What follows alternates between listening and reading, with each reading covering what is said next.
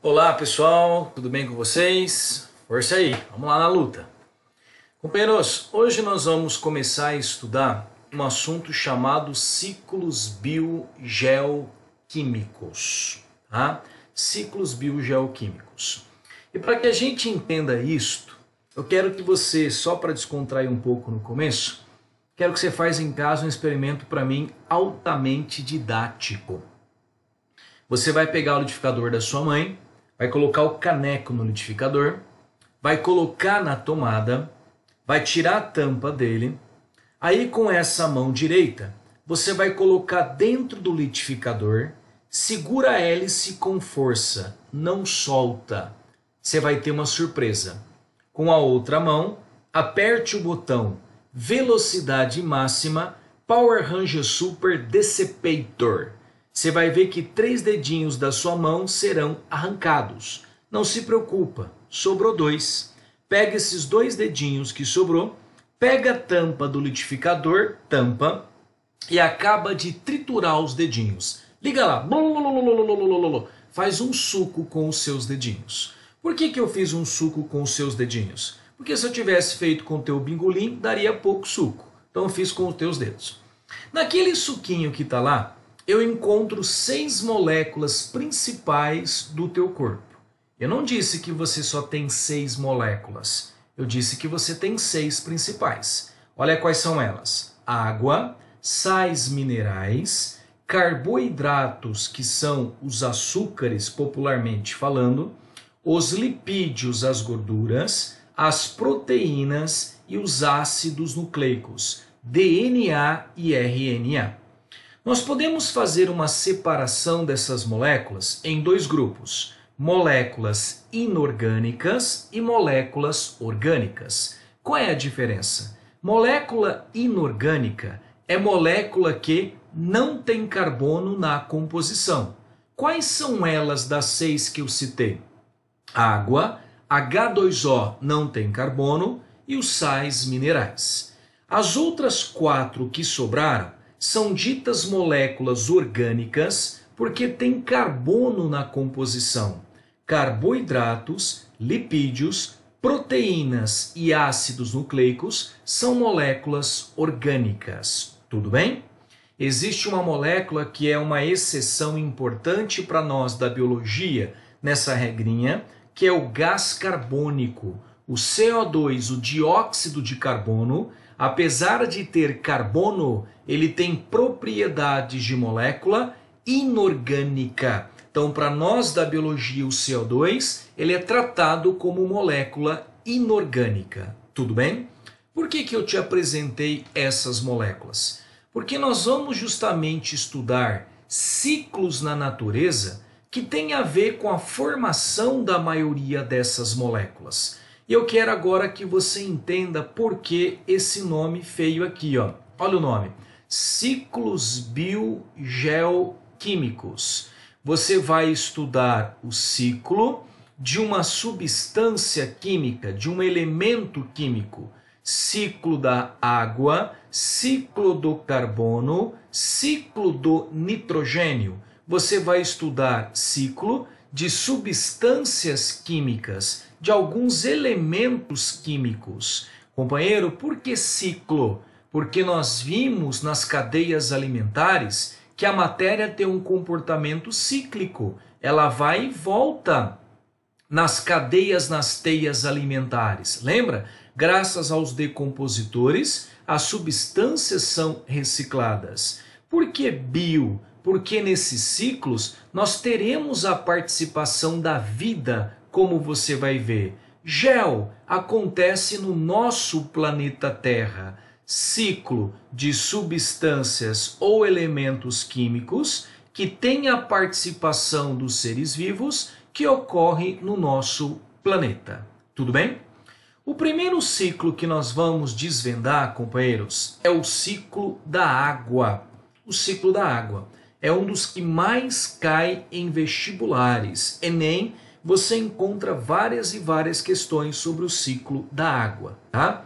Então, antes de mostrar como a água ela é reciclada no nosso planeta, é importante a gente entender primeiro a a importância que a água tem para a vida. E eu vou te apresentar algumas importâncias. A água tem capacidade solvente. Olha isso, capacidade solvente. O que é isso? Nós não sabemos que a água ela é solvente universal. O que significa, irmão, a água ser solvente universal? Ela dissolve toda e qualquer substância química? Não. Por exemplo, lipídio, óleo, não dissolve na água. A água tem a capacidade de dissolver a maioria das substâncias químicas. Por que isso é importante para a vida? Porque, companheiro, vida como nós conhecemos está intimamente ligado com reações químicas. Quase que tudo que você faz é reação química. Pensar é reação química, enxergar é reação química, andar é reação química. A tua célula, o ribossomo fabricar proteína é reação química. A mitocôndria liberar energia ATP é reação química. Cloroplasto fabricar carboidratos, glicose é reação química. O que tem a ver com a água? A água, ao dissolver a maioria das substâncias químicas, ela cria um meio fantástico, excelente, maravilhoso para que as reações químicas ocorram. Aonde que a vida surgiu? Não foi na água? Não foi nos oceanos? Por que será? Era um meio excelente para que as moléculas se encontrassem, reações químicas acontecessem, podendo formar a primeira forma de vida.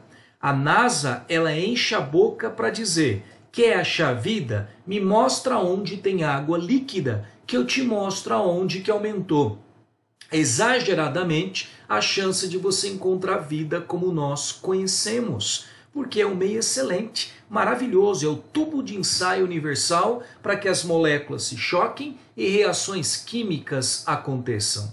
A gente fala que a vida dos oceanos ela migrou para o ambiente terrestre, né? Houve uma transição de parte da vida, uma evolução. Mas na verdade, mesmo que a vida tenha vindo para o ambiente terrestre, ela nunca abandonou os oceanos. Cerca de 70% da nossa célula é água. Em média, 70% das células do nosso corpo, numa média, é água. A célula, portanto, é um micro-oceano. Isto prova a importância que a água tem para a vida. Primeiro, capacidade solvente. Uma outra característica da água importante para a vida é que a água exerce proteção térmica. E sem entrar em detalhes químicos, porque não é esse o objetivo desse módulo, eu vou apresentar para vocês aqui o mecanismo de transpiração.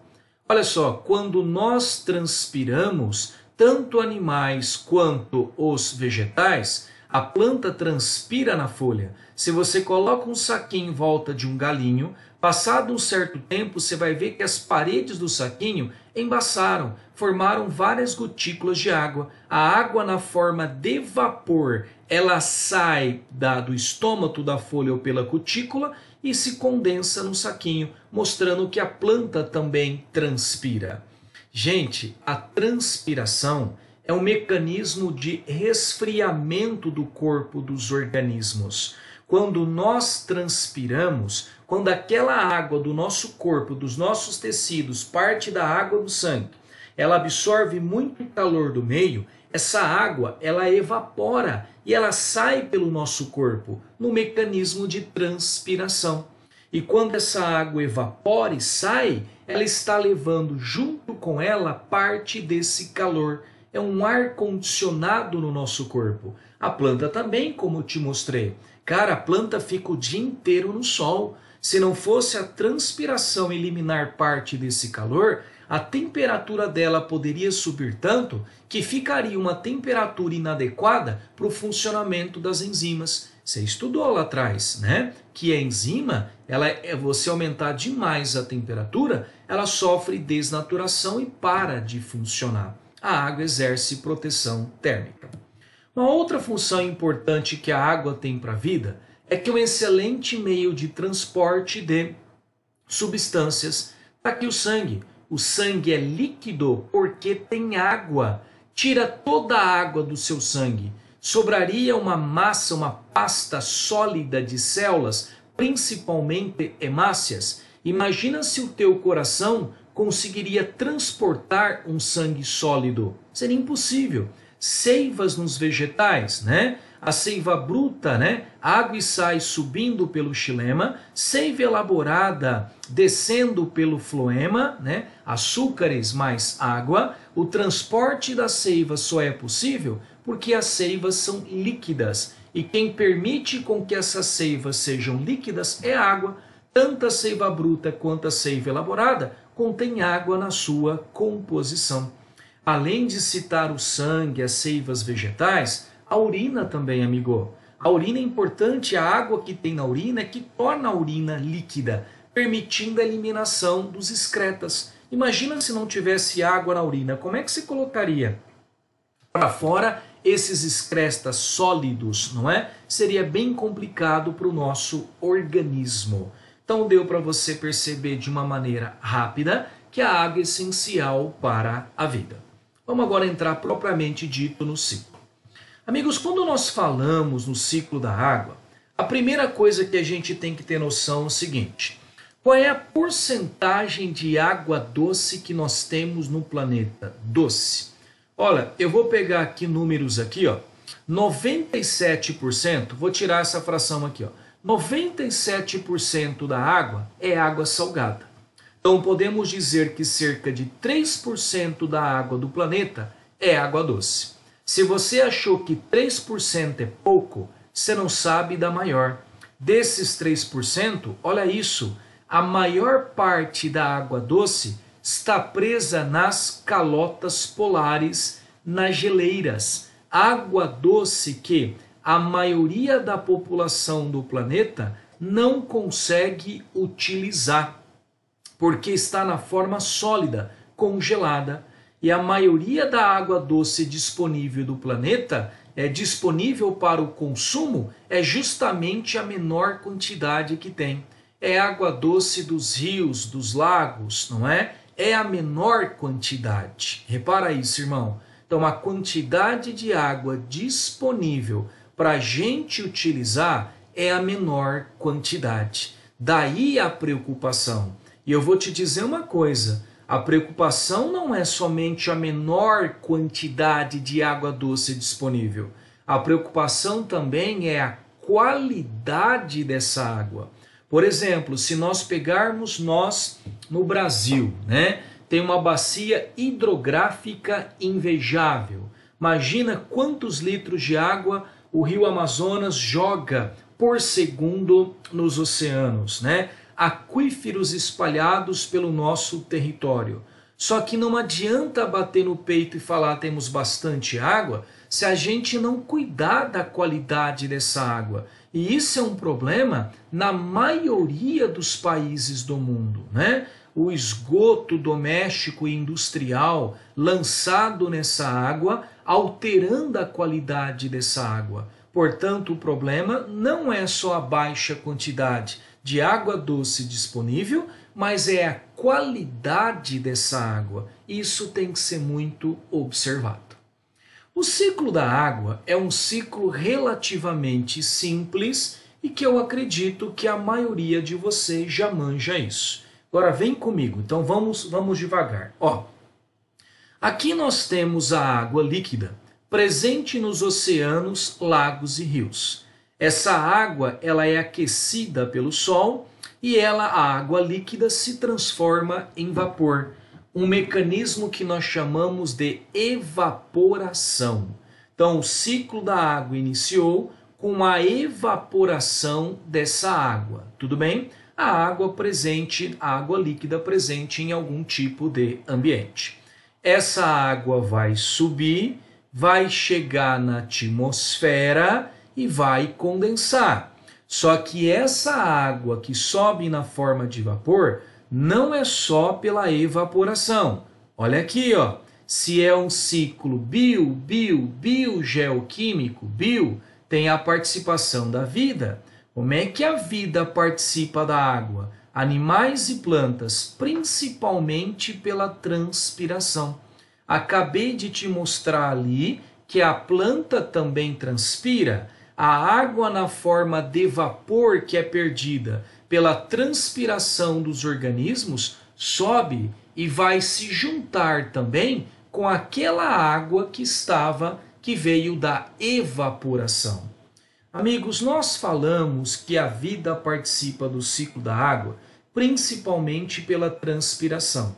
Mas não é só pela transpiração, tá? Tem outros mecanismos também. Pela respiração.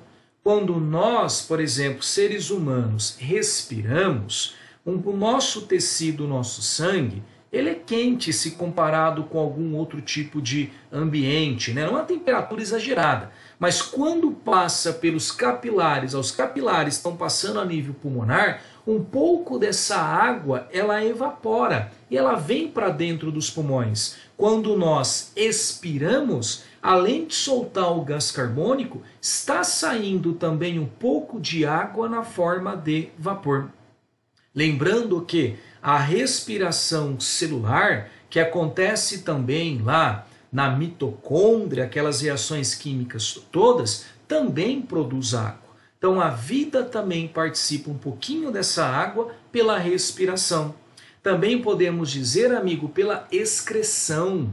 Quando o animal faz cocô, xixi, aquela água presente nessas substâncias químicas, ela acaba também evaporando e indo para a atmosfera. A natureza é tão linda que quando a água que está no cocô, por exemplo, de um animal evapora, não vai micro-organismos, não vai cheiro naquela água, né? A natureza nesse mecanismo, ela praticamente limpa a água. No processo em que a água evapora, sobe ela. Ela não vai com os micro-organismos ou os contaminantes, né? Ainda bem, amigo, porque senão a gente já teria acabado com a qualidade dessa água há muito tempo no nosso planeta. Então, o ciclo da água é uma maneira também de, vamos falar assim, ó, filtrar, limpar essa água. Não que ela não possa se contaminar pelos gases na hora de subir, não que ela não possa se contaminar também pelos gases na hora que ela está descendo.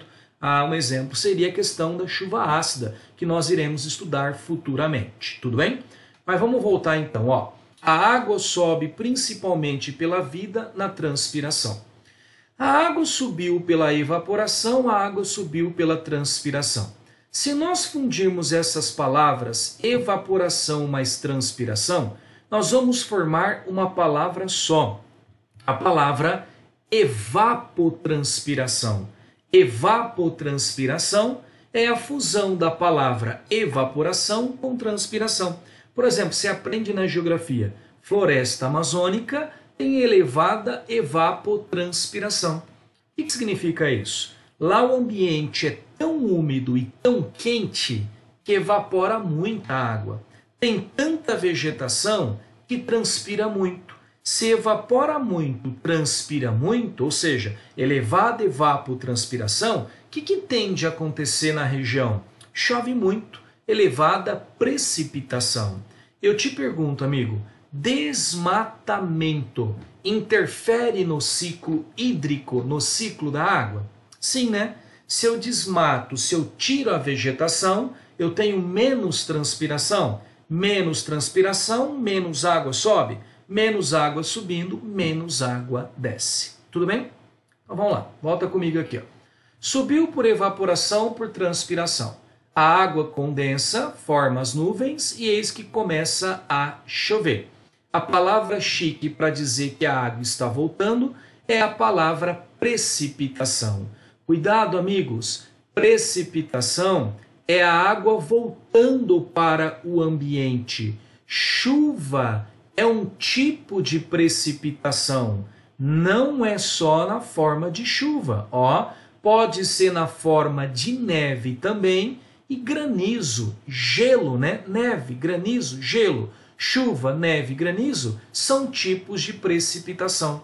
A água que volta, vamos supor aqui na forma líquida de chuva, essa água acaba indo para os rios, né? Parte infiltra no solo, formando os lençóis freáticos, e os rios e os lençóis acabam desembocando em rios maiores e finalmente nos oceanos. Então veja que fechamos o ciclo. Entrou, subiu por evaporação, transpiração, desceu por precipitação e a água está retornando ao ambiente. Uma coisa que deve ser dita é que parte dessa água também ela é consumida pelos seres vivos para repor a água que é perdida, principalmente pela transpiração. Repare que a importância, da humanidade deixar áreas para que essa água possa infiltrar no solo, formando lençóis freáticos. Quando você tem uma pavimentação, como acontece em grandes cidades, não deixando áreas para que os lençóis e os aquíferos sejam recarregados, você dificulta a infiltração e isso acarreta várias consequências. Por exemplo, você não tem como a água infiltrar, um volume maior de água vai se concentrar, formando aquelas enxurradas, que nas cidades acabam culminando com enchentes, transbordando rios que passam por esses municípios e também aí causando danos materiais, destruindo. Quando essa água também cai numa região em que não tem uma cobertura vegetal, ela vai levando sedimentos, junto com ela,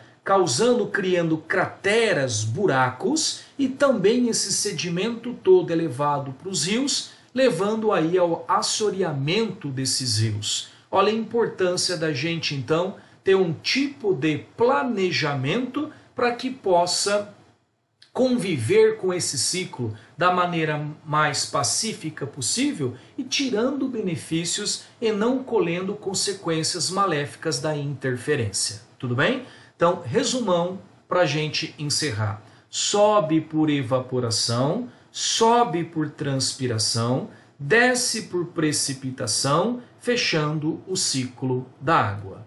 Tudo bem, queridos? Ok? Então, esse é um dos ciclos mais tranquilos de você estudar, mas extremamente importante. Joinha?